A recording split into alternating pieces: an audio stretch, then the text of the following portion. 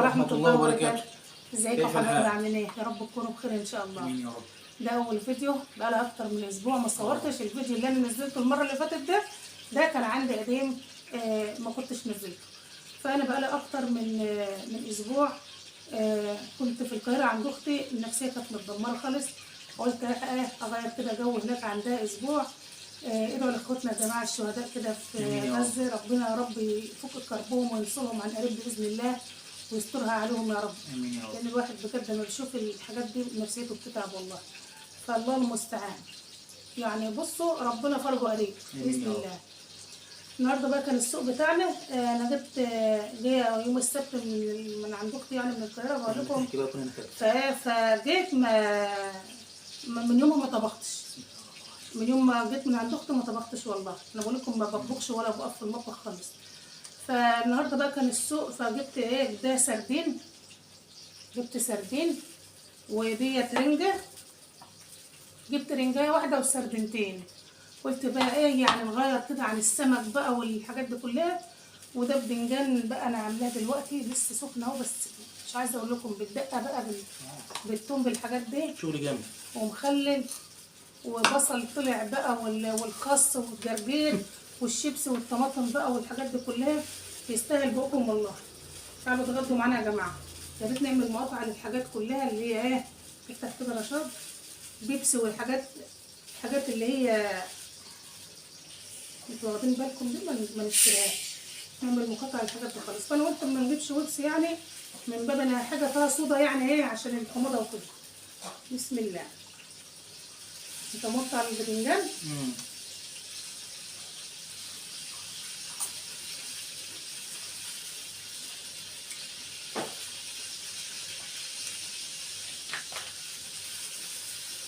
بسم الله. النهارده يوم بقى يوم الزفاره. الزفاره بقى بعد ما ناكل كوبايتين شاي بالنعناع. شاريه نعناع برضو من السوق. فايه نعمل كوبايتين شاي كده بنعناع ان شاء الله. طبعا انت تقولي لي قوم دلوقتي قلب البتنجان، ودي انا خايفه مشكله. لا ينحرق والله العظيم، ما يبقى نهارك انت حر. عشان قلت له اطفى عليه عم نصور، قال لي مش مشكله هنقليه بالمره. انا عملت طبق وفاضل طبق جوه، قلت نحمره بقى بالمره. بسم الله الرحمن الرحيم. هتغدوا معانا يا جماعه. تعالوا والله. شايفين بقى البصل طلع الخمس وحدات ب5 جنيه. ايه بقى تحكي لي بقى حكاوي عن هناك بقى، تقول لي الدنيا رخيصه هناك. هناك عند اختي يا جماعه. اللهم بارك في المنطقه اللي هي ربنا يعني رزقها في المنطقه اللي هي فيها ديت. اللهم بارك. اسعار تحفه هناك بسم الله ما شاء الله يعني. اسعار جميله جميله كده. ده هي عمال تقول لي مخسه من هناك. تقول لي مخسه من هناك. خسه؟ هي بتقول لي مخسه من هناك، يعني الاسبوع اللي قبله ده. انا بتريق والله العظيم. النهارده احرجني في الشارع واحنا ماشيين. بيقول لي انت خسيت. يعني كل ما البس حاجه من الهدوم اللي انا قعدت اسبوع في الاسبوع ده، لان انا طبعا باكل واشرب وانام ما بعملش حاجه. والله اختي ربنا يبارك لها في اولادها يا رب ويفرحها بيهم. اختي ام جنه والله بجد ما كانتش بتخليني اعمل اي حاجه. بصوا الاكل كان بيتحط كده وانا يا دوبك اكل بس. ربنا يجزاها كل خير يا رب ويفرحها باولادها يا رب. فبجد والله العظيم ما كنتش بعمل اي حاجه. بقوم من النوم الظهر نصلي نفطر الغدا بعد المغرب. بالليل دوت بقى حابين بقى تاكلوا بقى بقسماط بشاي. ايه بقى انت عايز تزودي عليه تاني؟ والله العظيم حطيت عليهم ما شلتوش من الزيت. هو ينفع؟ ما ينفعش؟ هو ده عليه عوض الصبريه. الكلام جد والله ما ينفعش؟ انا قلت اسيبه شويه بقى، يعني ممكن يكون لسه يشرب شويه زيت. خليه يشرب شويه زيت.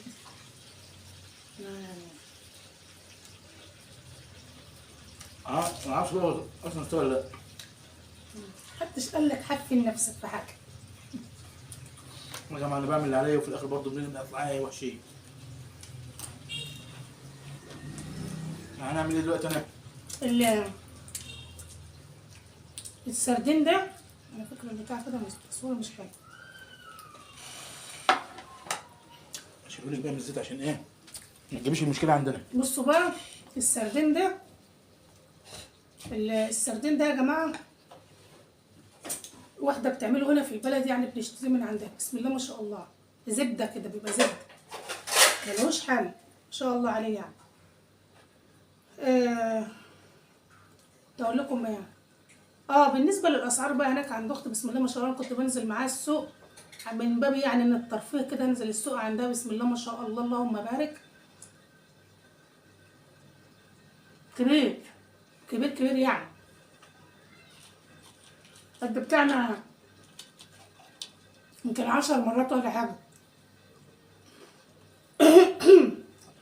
هناك بقى عندهم حاجه اسمها الصبانه، اللي هو محل بيبيع صابون بكل مشتقاته، سلك المواعين، البريل، الصابون، الحاجات دي كلها. يبيعوا بقى كيلو الصابون وعليه كيلو هدية ب5 جنيه. ما ينفع لو هتاخدي كيلو هيبقى ب5 جنيه. هما بيديكوا من نفس من الجردل او البرميل اللي انت بتاخدي منه، بتاخدي كمان كيلو، يعني بيقف لك الكيلو ب2 جنيه ونص. كيلو الكلور وعليه كيلو برضه ب3 جنيه، يعني بيقف الكيلو ب1.5 جنيه. اي خدمه مو تسلم ايدك يا انت حاج. بتقولي كمان اهو. تسلم ايدك. انا مش عارف اعمل اكتر من كده انت والله. راجل شقيان وتعبان معايا والله العظيم. مش عارف والله اعمل اكتر من كده بقى. يعني انت ليك الجنة حتف كده من غير حساب. المهم يعني جايه بتكلم نفسها. والله العظيم بسم الله ما شاء الله، قلت له لا ده انا هروح اخد شقه وعايش عند اختي هناك. انت ربط ملوخيه ب5 جنيه. قربت هنا ب5 جنيه.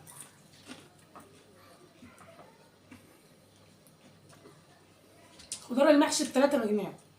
خضار المحشي البقدونس والشبت والحاجات دي ب3 جنيه. احنا عندنا هنا النهارده كان عيد في السوق لما لقينا ربطه الخضار بجنيه، اللي هي الكزبره لقيناها ب1 جنيه. كان عيد في السوق كده، ناس ماشيه يعني مش مصدقين نفسهم ماشيين في حاجه غلط.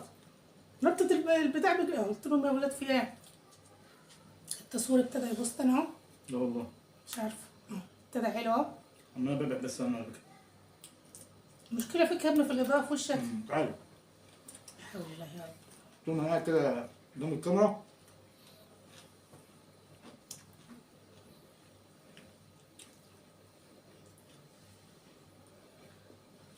بصراحه اكله جميله. رايك؟ من باب التغيير كده قلنا نغير. كان في سمك بوري النهارده في السوق، قلت له لا احنا هنغير بقى ونجيب ايه؟ سردين انا ما اكلتوش من زمان ونفسي فيه. وسلام بقى لو كان في فسيخ كانت تبقى حلوه قوي قوي. بصوا بقى، وغير بقى الاسعار بقى يا جماعه، انا بتكلم بس في الصابون والحاجات دي بسم الله ما شاء الله يا اللهم بارك يعني. كيلو هناك بقى الطماطم هناك ب10، احنا شارينا النهارده ب15. الخيار مثلا تلاقيه كيلو ونص ب10، شارينا النهارده ب12. هتلاقوا الاسعار بقى فظيعه فظيعه بجد.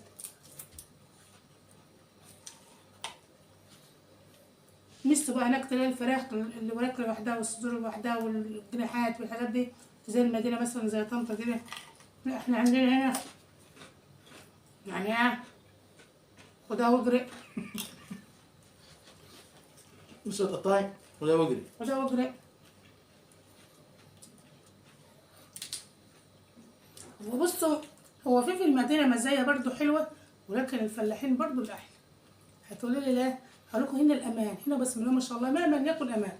يعني اختي يعني مضطره انها كل ما تنزل البنت من ولادها الدرس لازم تنزل معاها توديها. واخدين بالكم؟ طبعا دي مشكله. ما عندنا هنا الواحده بتقول لابنها روح هذا الدرس يلا.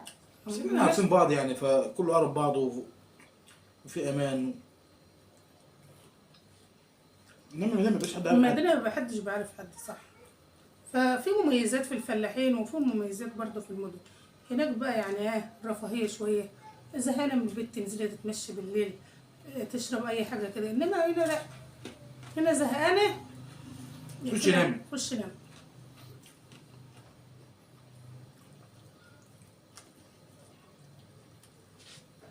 تقولش سردله؟ كلت حته.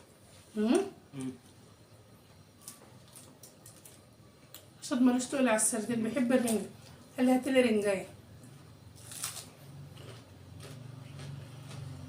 نجرجر بقى.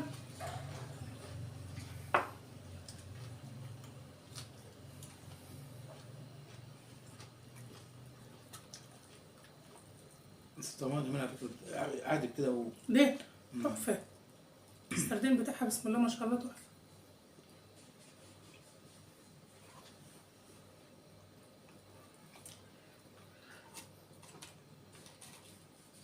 هي اللي بتحدقه، يعني هي اللي بتجيبه وتحدقه كده. حد بيرن علينا. حد بيرن علينا.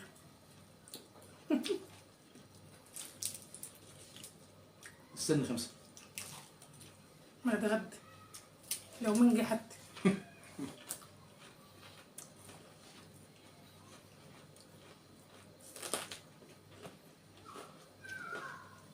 بدأنا اكل مش هنعرف نبطل بقى. بقول بدأنا اكل مش هنعرف نبطل. الاكل دي اصلا لوحدها بتاكل.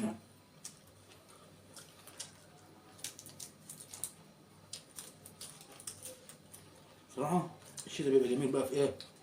متشبعش. والخضار بقى والحاجات بقى الحاجات والحاجات دي الحلوه، بقى الخير بتأكل كله في بقى. الشتاء يا جماعه والله. يعني النهارده بسم الله ما شاء الله كان في كميه خضار في السوق. اللهم بارك، منظر يفتح النفس والله.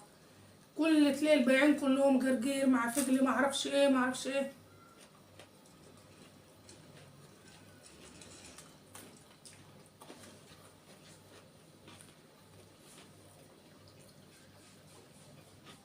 ربنا يرحمنا برحمته وبيني وبينك الواسعه. الاكل ده يعني الحاجات دي بتأكل الخضار والحاجات دي جوزي بيحب الخضار والحاجات دي.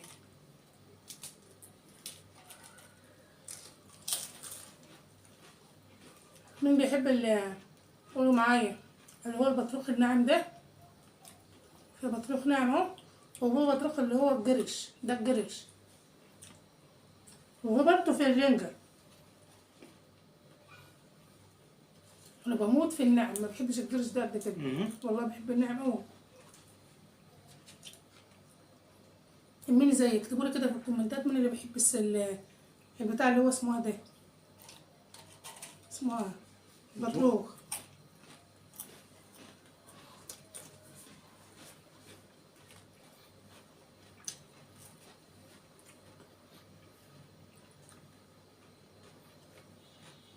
لا أكلة تستاهل بكم بجد والله.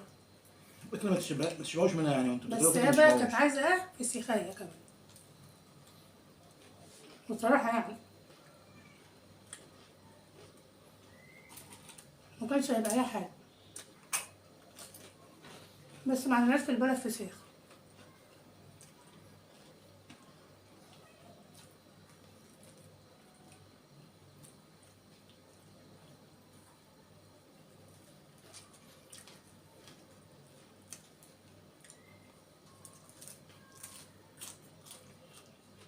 ما هو الزفر على فكرة. خالص والله ما الزفر خالص. والله يعني. السردين حلو أوي أوي بجد. هنرسم لك؟ لا لا.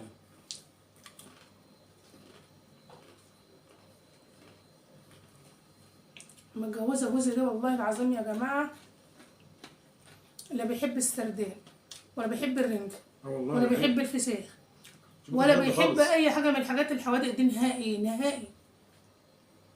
يعني بصوا الحاجات دي كلها أنا اللي بقيت أجيبها دي وواحدة حقيقة واحدة والله. أخليه ياكل منها. كانش بيدوقها خالص خالص يعني. وأول ما اتجوزت بقى يقول لي لأ ليش أنا في الكلام ده، وما يرضاش ياكل. كنت له اجيب فسيخ ولا لا؟ ما ما تيجي رضاش. انت وانا كنا ننزل راح بس أكل مرة عند مرة أبويا. كده. بعد كام سنة كمان من سندوتش كده انت بس دوق. أول بقيت ما بمسك الفسيخ دلوقتي بقى باكلها باسناني. بياكلها بصوا كده بيلهطها.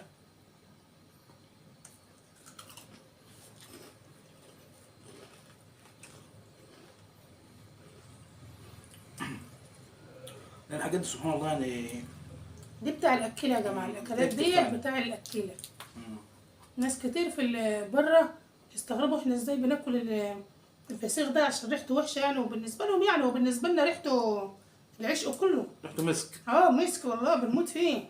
هما بالنسبة لهم ريحته وحشة ومبيحبوهوش ويقولوا عليه ازاي بتاكلوا الحاجات ديت، ده من حاجات معفنة. عكس يا جماعة الحاجات ديت. عرفوا ان الفراعنة دولت ما عملوش حاجة والله العظيم وحشة أبدا. هما اللي اخترعوا لنا الجبنة القديمة واللي اخترعوا لنا الفسيخ. الحاجات دي كلها هي حاجات فعلا، حاجات بتأكل وحاجات بتدي كده طاقة وباور كده.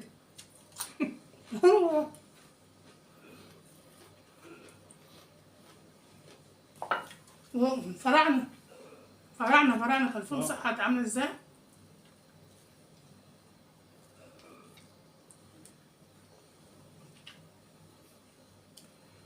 عندنا ناكل امتى؟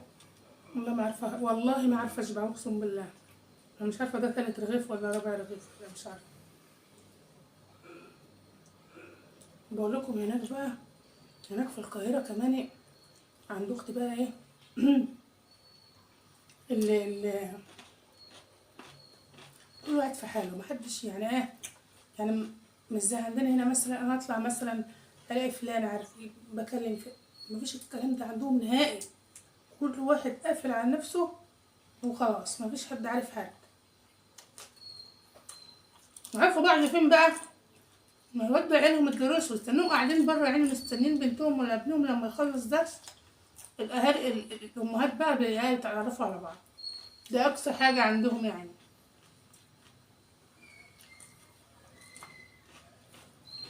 هو كل مكان امور فيه ميزه وفيه عيب.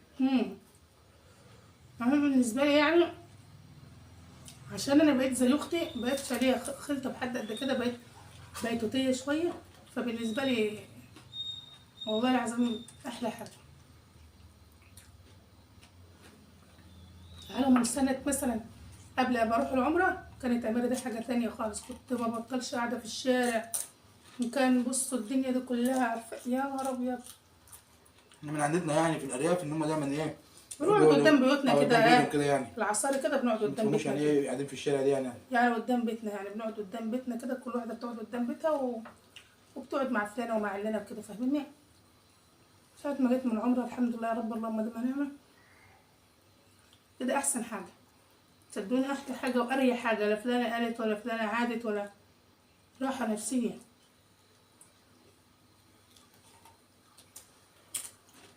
فرشت انت بطنك هتوجعك. والله. خلص اللقمة ده شكرا. يا سلام، أما أنا بخلص اللقمة ده شكرا. ما قلتش شكرا. يا جماعة البتاع دوت هنعمل واحدة بجنيه مستغليها جدا، بس تحفة. انا بقول لك الخضار في الشتاء جميل. وانت ما ادتنيش مش انا اديتك من السرتين بتاعي، ما قلتليش كل يا كل باشا. ما رنجة. كل من الرنجة. ها؟ كل من الرنجة. انت بقيت بخيل يا رشيد قوي. كل من الرنجة واديها رنجة.